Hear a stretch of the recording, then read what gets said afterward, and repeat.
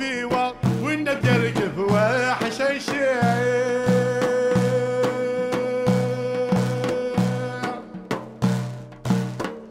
يعود بخوف فيوا والنبي يركب وحشيشي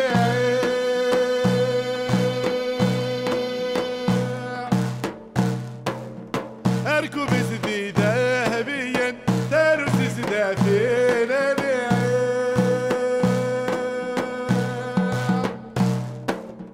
اركب سدي ذهبيا ترس سدافين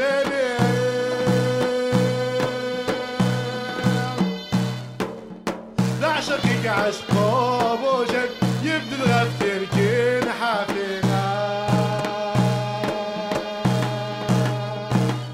عفو العيون ارقد الجينا وقطوما عفو العيون ارقد الجينا وقطوما. La langue est l'affaire de tous, mais surtout l'affaire des spécialistes. Je cède alors la parole à notre chère conférencière, Madame Nassira Adrous, qui va nous retracer les avancées de ce qui est apporté en la matière. تنمرت أفطا سم الأرض ساقيت قبيليت سم الأرض تموسنيا سم الأرض وشراك تموسنيا طاقة موسنية لوان كي تتواليا أدناوي غوال Je ferai la conférence en français. Ce sont des mots introductifs symboliques. J'espère qu'à l'avenir, on pourra faire des conférences entières en langue berbère.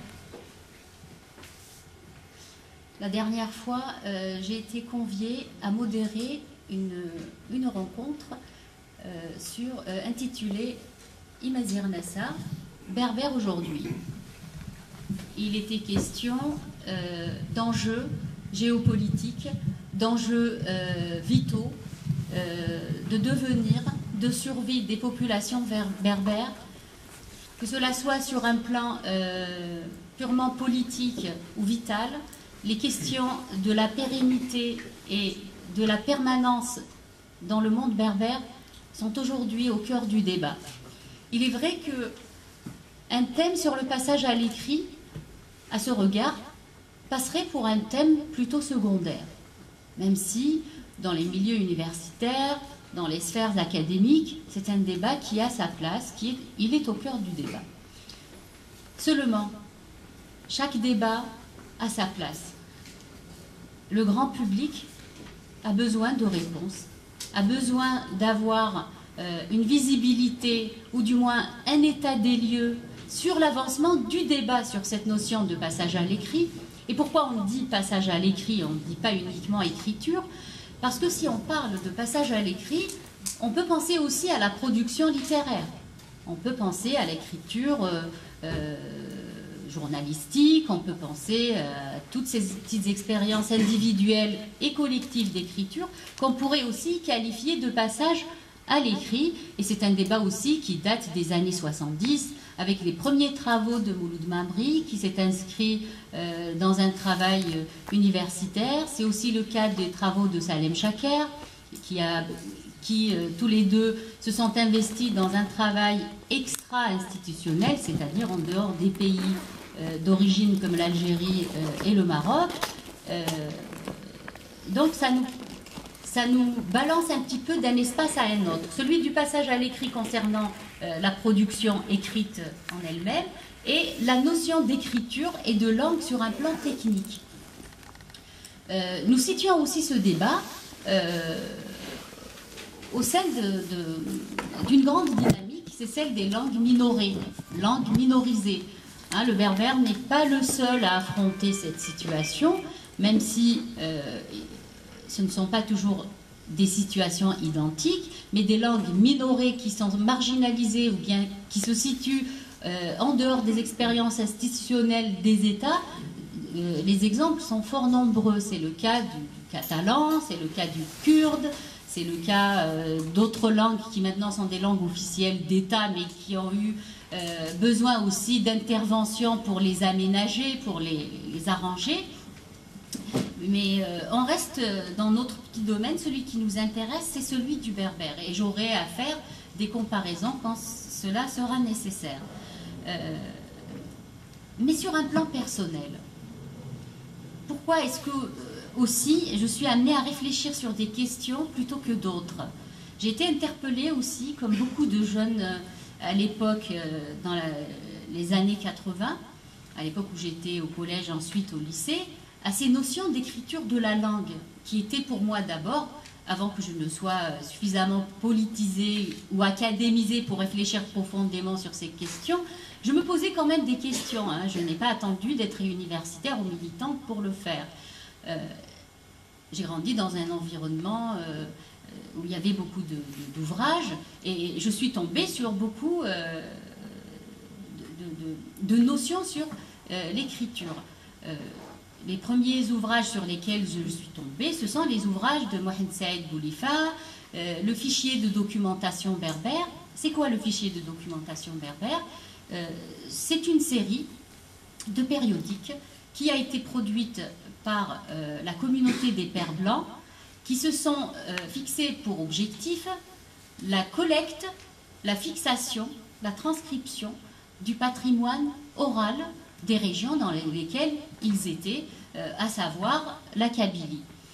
Donc j'ai été très vite confrontée à ces ouvrages-là et je me posais aussi des questions. Je voyais une écriture latine assez particulière, mais ce qui m'intéressait à l'époque, il y avait d'ailleurs une très très belle monographie de mon village d'origine, Tagmuntazouz, qui a été produite par le père Genevois, qui est une très très belle source ethnologique, historique pour le village. Il y a d'autres régions comme Atiani, comme Djman Salic, qui disposent aussi d'une monographie. Pourquoi je pars de là? C'est pour voir un petit peu, c'est pas pour vous envoyer très loin dans cette petite expérience personnelle, mais pour vous montrer un petit peu comment est-ce que le rapport des Berbères et des Kabyles en particulier à l'écriture de leur langue a changé d'une période à une autre. C'est très facile de dire latin, tifinagh, de se positionner, mais il y a aussi tout un parcours. Quelques années après, quand j'ai commencé à fréquenter les milieux militants et à obtenir des documents issus de l'Académie berbère, c'était l'époque où j'ai découvert le tifinagh. Et bien sûr, on l'appelait tifinagh, bien sûr, ce qui est très courant, c'est qu'on s'approprie les appellations et on dit toujours qu'on peut leur donner une explication en kabyle, et on disait tifinagh, on était très fiers et heureux de le savoir, mais ce n'est pas tout à fait vrai, ce n'est pas la bonne explication. Ça vient du phénicien, entre autres, hein, il y a beaucoup d'explications, mais en tout cas, c'est pas tifinagh. Ce qui était important pour nous, c'était de découvrir des caractères tout à fait particuliers, qu'on nous disait garder chez les Touaregs. Donc je m'abstiens de toute utilisation trop académique des caractères, les libyques, les différentes variantes du libyque qui ont été découvertes dans le Sahara. Je vous parlerai tout simplement de tifinagh, puisque nous sommes dans un cadre grand public. C'était les documents de Bessaoud Mohamed et de l'Académie berbère, à travers son bulletin qu'il arrivait à faire passer en Kabylie. Et puis, pour ceux qui se rappellent et qui étaient peut-être en Kabylie, j'en vois quelques-uns qui étaient là-bas et qui peut-être ont vu le fameux calendrier violet écrit en tifinagh avec un touareg dessus. C'était le premier contact avec les caractères tifinagh. Et dans ma petite tête, j'ai basculé tout de suite vers ce tifinagh parce qu'il était porteur de beaucoup de symboles. D'abord, c'était un aspect qui me livrait beaucoup d'informations et à travers lequel j'ai pu accéder à l'histoire, à l'ethnologie et beaucoup de contes et de proverbes écrits en caractère latin. Tout de suite après, j'ai été catapultée dans un monde de caractères tifinagh qui me mettait très vite dans le bain. Hein. Je n'ai pas mis beaucoup de temps et c'était le cas pour beaucoup de notre génération qui étions à l'époque au collège puis après au lycée. Donc maintenant, on a le devoir de se situer en dehors de l'expérience personnelle, pas uniquement en tant que personne, mais en tant qu'organisme universitaire et aussi institutionnel, puisque nous assistons à l'introduction de l'enseignement du berbère en Algérie puis au Maroc. Nous avons affaire à des expériences particulières. Donc, je vous livre un petit peu les informations concernant les usages graphiques. Seulement, nous avons affaire à une diversité de pratiques, à une diversité d'usages, à une diversité de pratiques institutionnelles. Donc le travail de toute la génération qui a travaillé de façon extra-institutionnelle a diffusé, Mabry, Chaker, Achab, entre autres, ont diffusé les caractères latins à travers le périodique Tefsouth. Les autres milieux culturalistes ou berbéristes qui suivaient l'avancée de l'écriture dans les milieux kabyles s'initiaient de leur côté au latin tout en gardant leurs petites pratiques. Parce que dans le monde du Souss, au Maroc, la pratique de l'écriture du berbère remonte au Moyen-Âge, avec les premiers manuscrits à caractère religieux, mais c'était, et ça allait rester, une pratique très très restreinte liée au milieu religieux des cadis, des imams, qui écrivaient des textes traduits ou bien qui notaient le résultat d'une interprétation qu'on appelle tafsir, voilà, en berbère. Dans le monde mozabite également, nous avons une tradition d'écriture en caractère arabe, mais bizarrement, ces notions n'ont pas été diffusées parce que les Berbères n'ont jamais été scolarisés de façon officielle dans leur langue. Ce qui a permis aussi, comme ce sont dans des milieux religieux, ça a permis de les maintenir, mais d'un autre côté, ils n'ont pas été diffusés et ça a permis à d'autres traditions de s'installer. Je tiens à souligner aussi, pour les caractères latins, que les instituteurs indigènes, issus de l'école normale d'Instit, ont diffusé une pratique en caractère latin à travers les écrits comme ceux de Mohamed Saïd Boulifa, Belkacem Ben Sedera. Ils avaient leur propre écriture. Hein. Ce n'est pas l'écriture en caractère latin que nous connaissons actuellement. Mais maintenant, le monde berbère est confronté à plusieurs choses liées à cette notion de codification. C'est quoi une codification? Quand vous étudiez une langue, vous vous référez à une grammaire, on vous dit voilà, il faut le Becherel, il faut le Grevis, il faut des références codifiées, c'est ce qu'on appelle la codification, c'est-à-dire fixer un système graphique, une ponctuation, un mode d'usage de la conjugaison, c'est-à-dire maintenir la régularité, c'est-à-dire fixer. Et qu'est-ce qui transmet cette codification? Ce sont les outils d'enseignement. Donc, est-ce que la langue berbère est à même d'être en compétition avec les autres langues si elle ne se donne pas les possibilités de cette codification? Cette notion de codification, elle rentre dans un domaine qui s'appelle l'aménagement linguistique. C'est quoi l'aménagement linguistique? C'est un domaine à travers lequel on intervient sur la langue. On intervient sur la langue d'un point de vue d'abord officiel, institutionnel, ça s'appelle aménagement du statut. Dans une deuxième phase, ou bien en parallèle, les opérations peuvent s'imbriquer, on intervient sur ce qu'on appelle le corpus, c'est-à-dire la langue en elle-même. Mais quelle est la réalité de la langue berbère? Comme le note Salem Chaker, depuis les années 80, la notion de langue berbère n'a pas d'existence physique, réelle, vérifiable et complète. Il y a ce qu'on appelle les parlers berbères, les dialectes berbères que tous vous connaissez, le kabyle, le chaoui, le mozabite, le shleur, le touareg, et bien d'autres micro-parlers que peut-être qui ne sont pas beaucoup connus, comme le zénaga, comme les parlers de Ouargla. Ce sont des parlers qui sont en déperdition. Donc on revient en boucle au passage à l'écrit, c'est-à-dire que des parlers sont en train de se perdre parce qu'il n'y a pas de transmission. C'est quoi les premiers outils de transmission d'une langue avant l'école? C'est le foyer.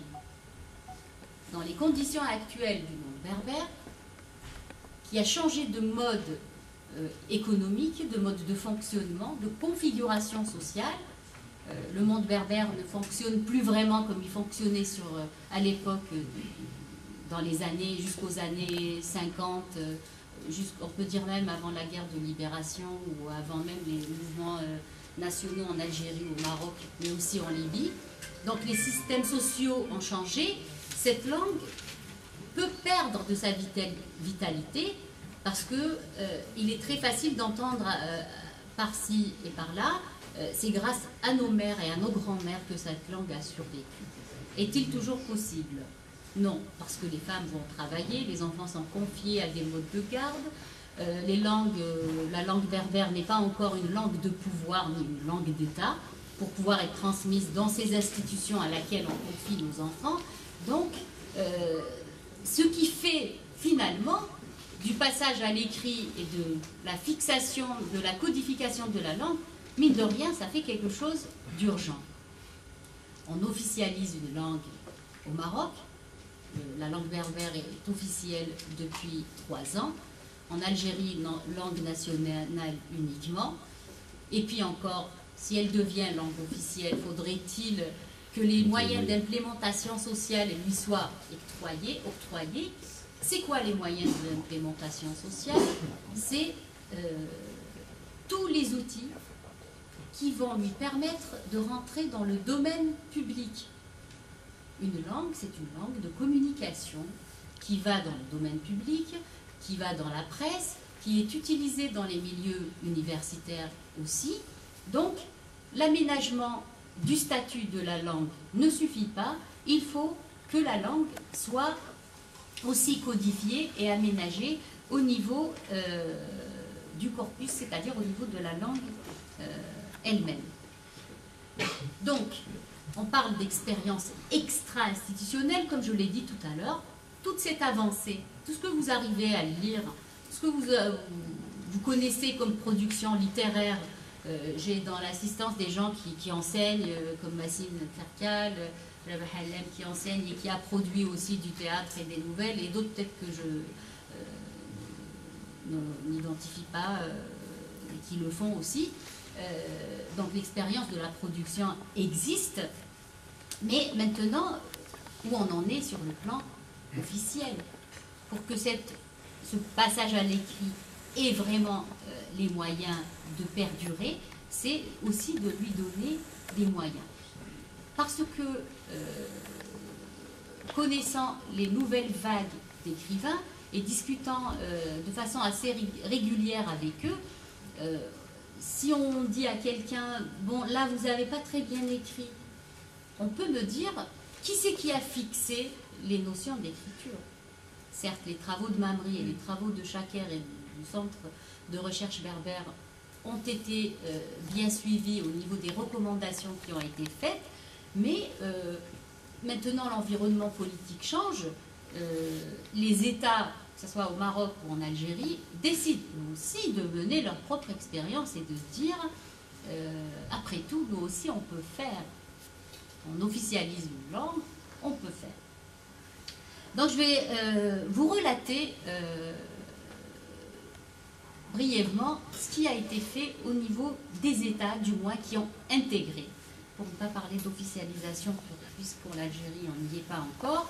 Donc pour les pays qui ont décidé d'intégrer, du moins partiellement, la langue berbère sur le plan institutionnel. Je commence par l'Algérie parce que sur le plan chronologique, le berbère a été introduit à l'école en Algérie en 1995 à travers une série d'opérations classes pilotes qui ont été ouvertes dans les régions berbérophones. Le plus grand nombre de classes ont été ouvertes en Kabylie au prorata du nombre d'enseignants qui se sont présentés aussi, mais c'est aussi lié à la configuration du mouvement culturel berbère, de la grève du cartable qui a été menée par la Kabylie. Là, je vous situe très très vite dans ce qu'on appelle la demande sociale. Hein, c'est comme ça qu'on l'appelle aussi dans les milieux de la linguistique, c'est-à-dire on offre ce produit aux gens qui l'attendent. Mais politiquement, on peut avoir d'autres lectures. Hein. Il y a maintenant des régions en Algérie où cet enseignement a disparu. Dans le monde mozabite, il n'y a plus d'enseignement de berbère. En région Chaoui, il reste quelques postes. Mais avant de faire le point sur l'enseignement, à travers l'écriture, j'aimerais bien parler des choix institutionnels en Algérie. Les premières expériences justement de stage et de formation pour les enseignants ont été faites dans plusieurs caractères. Les Mozabites ont reçu leur formation en caractère arabe, les Touaregs en caractère tifinagh, les Kabyles en caractère latin. Comme ils étaient très nombreux, ça fait aussi un usage à dominante kabyle, puisqu'il y a eu plus de classes qui ont été ouvertes en Kabylie, et l'usage des caractères latins en Kabylie est effectué à 100% dans les classes où l'enseignement du berbère se fait. Qu'est-ce qu'on comprend par là? Puisqu'en parlant de l'institutionnalisation, il y a un discours qui a accompagné cette institutionnalisation. On parle de langue de tous les Algériens, langue berbère, patrimoine national. Et d'un autre côté, on ouvre des classes d'enseignement dans des régions berbérophones. On voit la disparition des caractères tifinagh, même des couvertures de manuels scolaires. Avant, on les a laissés au moins sur les premières et les quatrièmes de couve des manuels scolaires. Maintenant, même cette existence symbolique a disparu. Donc, qu'est-ce qui a été maintenu? C'est la compétition que je ne qualifierai pas, mais je vous laisserai le soin d'en juger et que vous me direz, j'espère, à travers le débat, entre le latin et les caractères arabes à travers les outils d'enseignement. C'est-à-dire que dans cette expérience institutionnelle d'enseignement, on confie la confection des manuels scolaires à des enseignants qui le font en caractère latin, puisque ce sont des groupes, des ateliers d'enseignants kabyles, et le ministère de l'Éducation nationale se charge de sa retranscription en caractère arabe. Donc nous avons affaire à un manuel doublé, c'est-à-dire où il y a une partie en caractère arabe et une partie en caractère latin, ce qui peut paraître étonnant dans cela. À qui s'adresse cette transcription arabe? Puisqu'on a dit qu'il y a une déperdition d'effectifs dans les autres régions, y compris ceux qui ont choisi d'écrire en arabe, comme les Mozabites. Cet enseignement n'existe plus. Donc nous avons une ambiguïté au niveau du positionnement de l'État dans le choix des caractères. Ça révèle aussi un autre problème. C'est que l'enseignement a été introduit en 1995, la langue est nationale depuis 2004, mais nous ne disposons d'aucune structure académique purement universitaire qui est chargée de l'aménagement de la langue. L'aménagement de la langue pose sur le plan universitaire un vrai problème, mais politiquement, il n'y a pas, il n'y a ni promesses, ni pas qui sont faits pour faire avancer cette langue et lui donner vraiment les moyens d'avancer. Que ferait une opération d'aménagement? Soit nous avons deux alternatives, deux choix plutôt. Soit on prend un dialecte au détriment des autres. On prendrait, comme l'ont fait d'autres langues, plutôt le dialecte qui est démographiquement plus représentatif, au détriment des autres, à qui bien sûr ça ne va pas plaire. Et bien sûr, pendant toutes ces années de lutte, j'ouvre une parenthèse, les slogans étaient Tamazir Dilakoul. On ne disait pas Kabyle Dilakoul ou Tachawis Dilakoul. Donc il y a un mythe de la langue berbère qui s'est construit autour de la revendication culturelle, il y a une réalité socio-linguistique, culturelle et politique qui nous livre d'autres informations, et cette opération d'enseignement aussi qui reconnaît indirectement l'état de fragmentation de la langue berbère. Ça, c'est le cas en Algérie. Donc l'État n'a pas choisi de dialecte, mais n'a pas choisi non plus de créer un standard berbère, ce qu'on appellerait aussi une koiné, c'est-à-dire, j'oserais dire, fabriquer une langue à partir de nombreux dialectes existants pour arriver à faire une langue standard et égaler les autres langues, dire la langue arabe, la langue française, la langue berbère. Seulement les réalités, c'est dans les classes d'enseignement, les profs enseignent en kabyle, des textes issus de productions littéraires notés en caractère latin qui se fait également en caractère latin. Donc il y a des discours, il y a des pratiques, il y a aussi le non-positionnement de l'État. Là, c'était le point sur l'Algérie.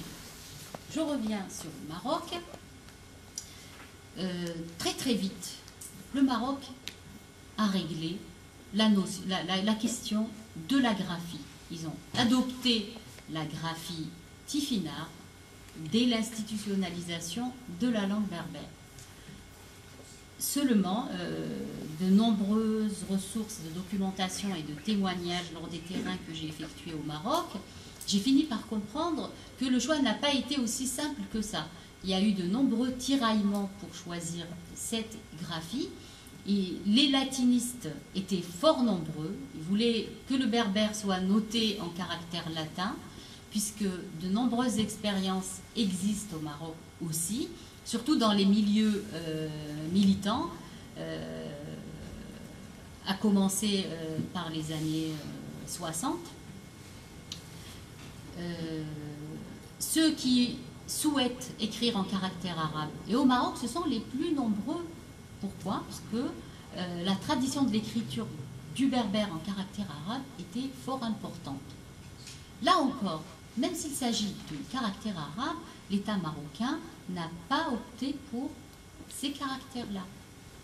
Parce que les tendances islamistes, arabistes ou autres exerçaient une pression sur les milieux qui présidaient à ce choix.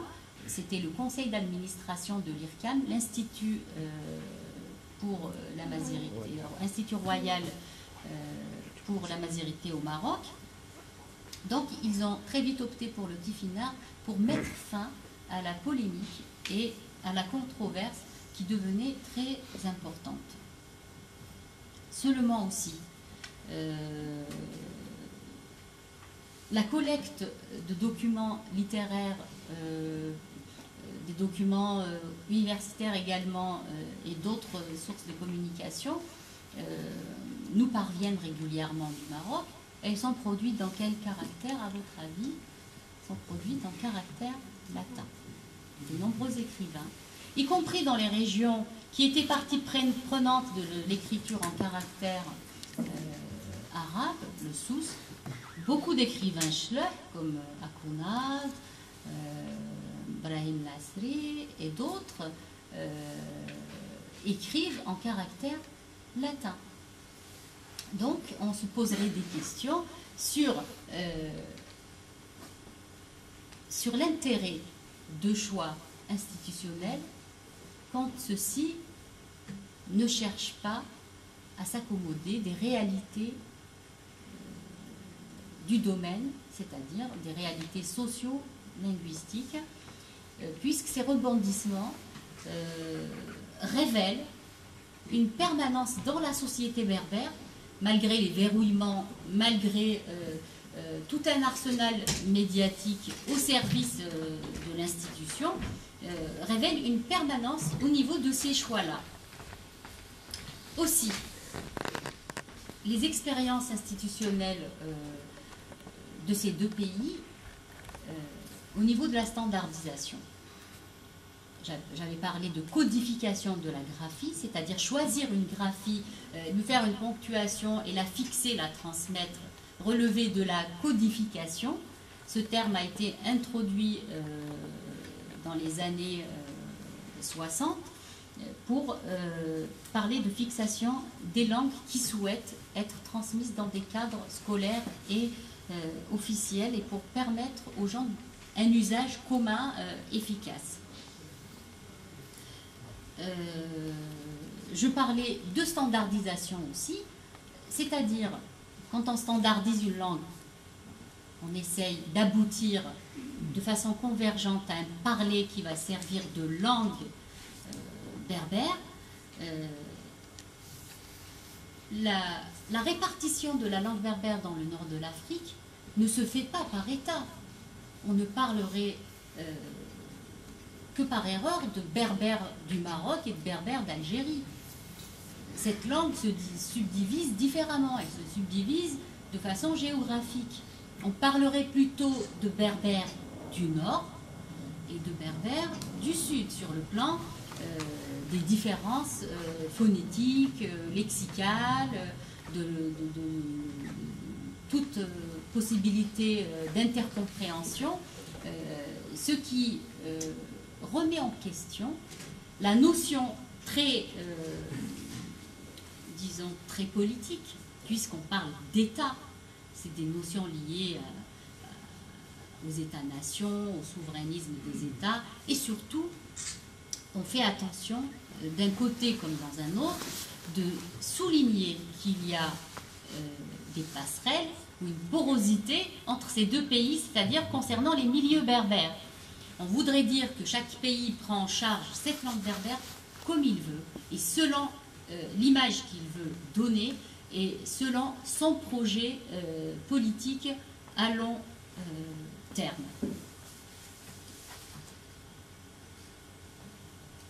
Donc on pourrait se dire qu'on pourrait se passer d'une standardisation puisqu'il s'agit d'une fabrication artificielle d'une langue. On pourrait le dire très facilement puisque sociolinguistiquement ça correspond à la réalité. Hein, on peut faire évoluer les dialectes, produire avec, les faire émanciper, leur donner les moyens d'avancer, mais aussi, on risque aussi, si on fait le choix de fabriquer une langue, de se retrouver dans quelle situation, à votre avis? Ça serait la situation de la langue arabe. L'arabe classique et l'arabe dialectal. Qui c'est qui parlerait cette langue berbère fabriquée dans des laboratoires? Ça serait un peu comme le latin à l'époque où étaient à compter sur le bout des doigts les gens qui parlaient latin ou bien ceux qui communiquent en langue arabe classique ou même médiane. Même l'arabe médian, on a beau dire qu'il est à la portée des locuteurs qui pratiquent les différentes formes d'arabe dialectal, il n'en est rien. Donc on se retrouverait dans ce qu'on appelle une situation de diglossie, c'est-à-dire se retrouver avec deux formes d'une même langue qui vont être pratiquées par différentes couches de la société. Cela ne doit pas être confondu avec parce que il y a ce qu'on appelle la confusion avec la notion de registre. Le registre, c'est comme vous connaissez certainement pour la langue française, on ne s'exprime pas de la même façon lors d'une conférence que lors d'une rencontre entre amis où on raconte des blagues, l'argot, des expressions peut-être qui ne sont pas comprises par tout le monde. Donc ça, c'est la notion de registre. Et si on identifie une personne comme parlant le kabyle pur parce qu'elle s'exprime d'une façon plutôt cadrée, polissée, parce que le contenu qu'elle doit transmettre est un contenu savant et bien précis sur le plan de la méthode et de l'écriture, là on se situe ailleurs. Il ne s'agit pas de diglossie. Il est aussi temps aussi de passer à d'autres questions. Ce sont les questions du fait qu'il faut forger une langue savante, c'est-à-dire éviter la diglossie, hein, cette notion qui ne plaît pas beaucoup ni aux locuteurs ni aux linguistes, mais aussi arriver à produire du discours littéraire.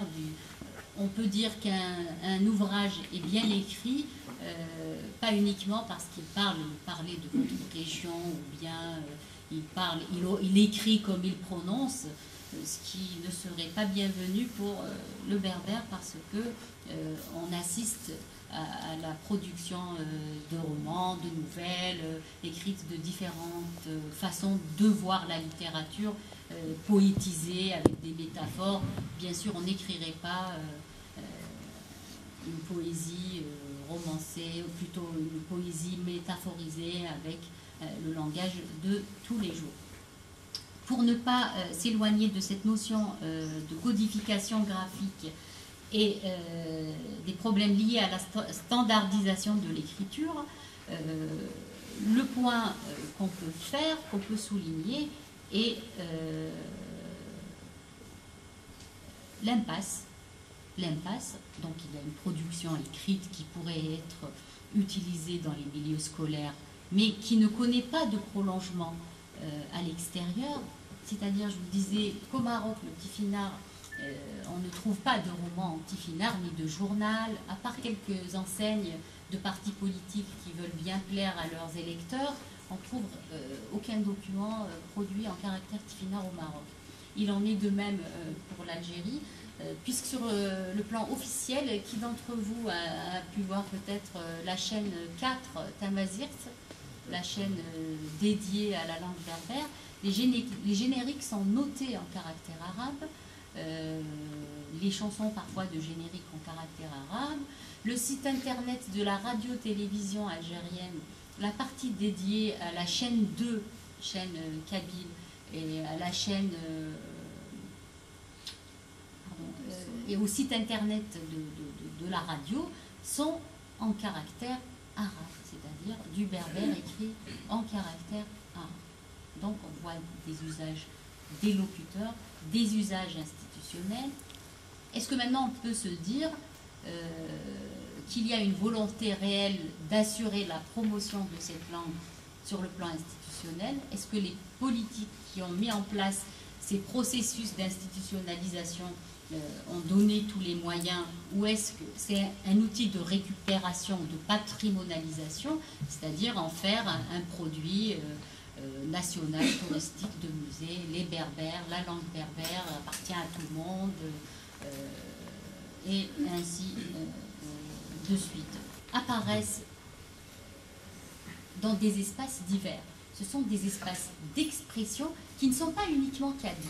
Ce sont des milieux où on arrive à croiser d'autres personnalités culturalistes ou politiques de tout le monde berbère, parce que ces gens-là produisent, chantent dans la langue.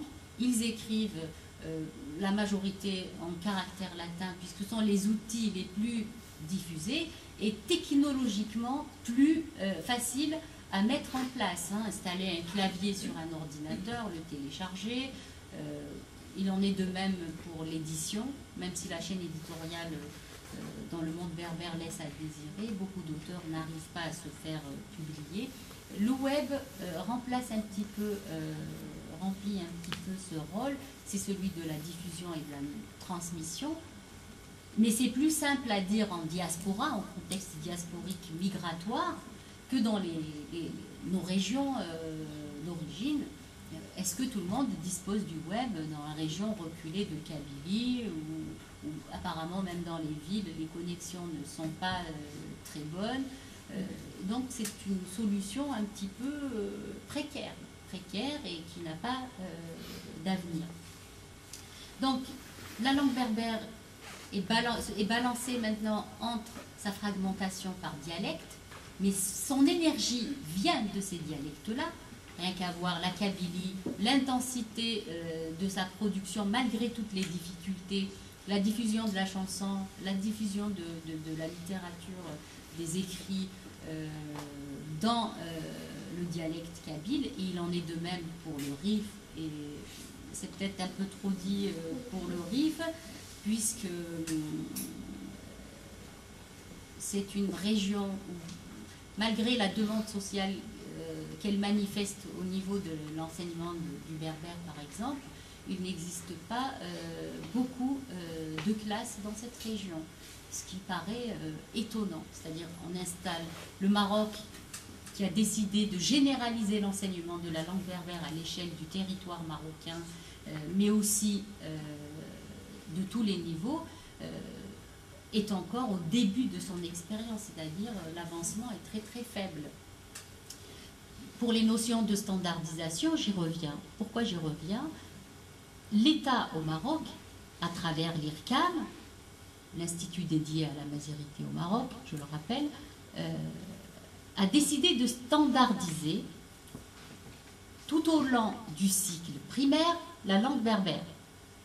On passe de la position non interventionniste de l'État algérien à celle orientée au Maroc, qui fait 3 manuels différents pour les 2 premières années d'enseignement. Première année et deuxième année, nous avons un manuel de Tashlhit, un manuel de Talifit et un manuel du Moyen Atlas, de Tamazir. Le mot Tamazir est un mot utilisé pour identifier le parler berbère du Moyen Atlas. Voilà. Et pour une deuxième étape, c'est-à-dire à partir de la 3e année, on passe à la 2e étape de standardisation. C'est-à-dire qu'on n'a plus de manuel Schleur, Soussi, Tamazir, mais on a des manuels qui commencent à puiser dans les autres parlers et à introduire, c'est-à-dire c'est une 2e étape de standardisation de la langue berbère. Théoriquement, ça paraît très très accessible, mais la difficulté est que nous avons affaire à des enfants qui sont à l'école primaire, qui sont très vite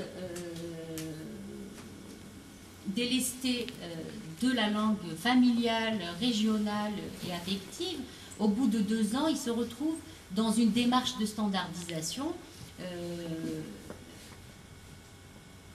et pour les faire passer à des manuels où on puise dans le Tashlhit, le Rifin et le Tamazir, dans une 2e étape de standardisation. La 3e étape, c'est l'étape où, en principe, nous avons le produit fini.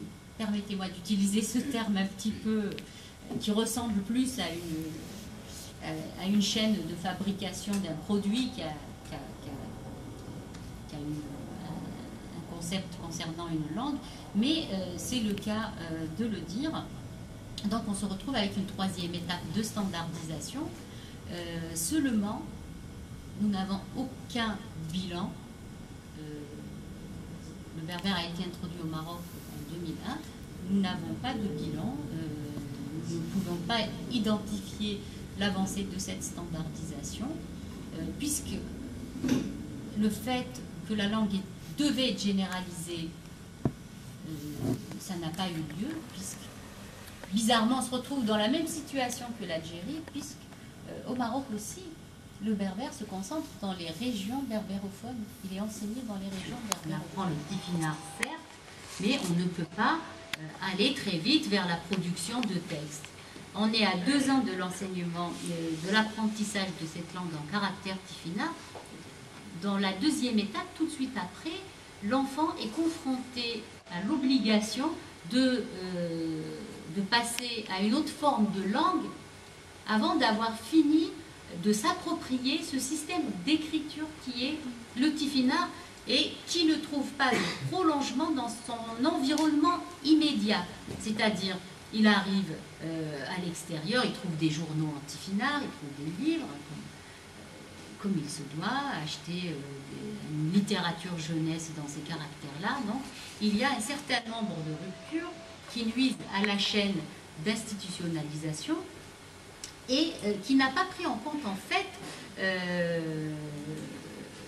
les indications des linguistes qui travaillent dans ce champ depuis les années 60, c'est-à-dire se méfier de toute précipitation de la notion d'aménagement. Donc, comme vous le constatez, lorsque j'ai amorcé cette communication, j'ai commencé à parler sur un plan personnel, parce que c'est les premières choses qui viennent à l'esprit d'un individu, d'un locuteur berbérophone et kabyle pour la majorité des cas, c'est cette notion de référent concernant la graphie du berbère, c'est-à-dire l'affectif, le pratique, le logique, l'historique. Donc les choix à faire sont là. L'avancée qui a été la plus fructueuse, c'est l'avancée de la notation au caractère latin. Est-ce que rester dans l'affect pourrait faire avancer l'état des lieux de la langue berbère, sachant qu'elle n'est toujours pas dotée d'une académie, ni au Maroc ni en Algérie, d'une académie consacrée uniquement, avec des moyens étatiques consacrés au travail sur la langue berbère. Les instituts qui ont été créés, ce sont des instituts qui n'ont pas de caractère académique, même si certains chercheurs ont été recrutés pour accompagner ces organismes comme le HCA et l'IRCAM, mais ce ne sont pas des organismes à caractère académique. Appelons les choses comme elles sont, ce sont des organismes administratifs. En Algérie, le CNPLT a été également créé à cet effet et qui, à son tour, se contente de collecter quelques données, de relayer quelques décisions institutionnelles et probablement se placer dans une situation opposée à la tradition berbérisante qui, depuis plus de 50 ans, s'est imposée avec des travaux de qualité et qui malheureusement n'ont pas été utilisés comme il se doit. Seulement les enseignants de berbère, je parle de la Kabylie, puisque c'est là que l'enseignement perdure, continuent de pratiquer la notation latine sur la base des recommandations du Centre de recherche berbère à l'INALCO, et ce sont des recommandations qui ont été diffusées en 1998 et qui constituent la dernière référence concernant la notation usuelle et les normes d'écriture, même si quelques petits problèmes de segmentation ou de notation de certaines variantes restent en suspens, mais la réflexion continue sous ces cieux-là.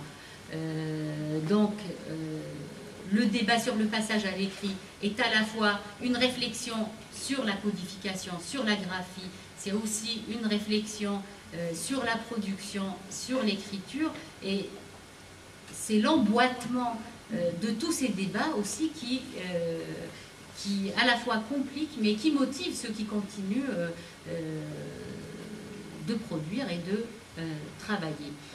J'espère éclairer les zones qui ont échappé à ma communication avec vous à travers un débat enrichissant. Je suis ouverte à vos questions. N'hésitez pas, nous sommes dans un cadre convivial, grand public. Aucun de nous ne sera noté.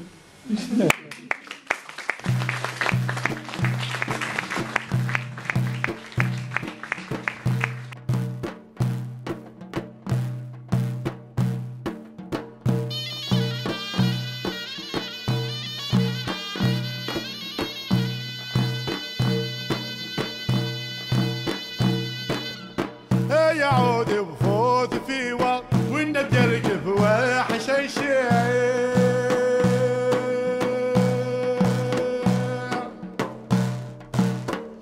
يا عودي وفوت في والنبي يركب واحش الشيء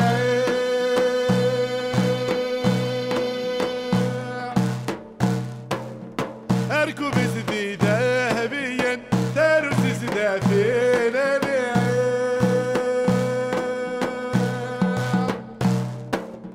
اركب سدي ذهبيا ترس سدا فينا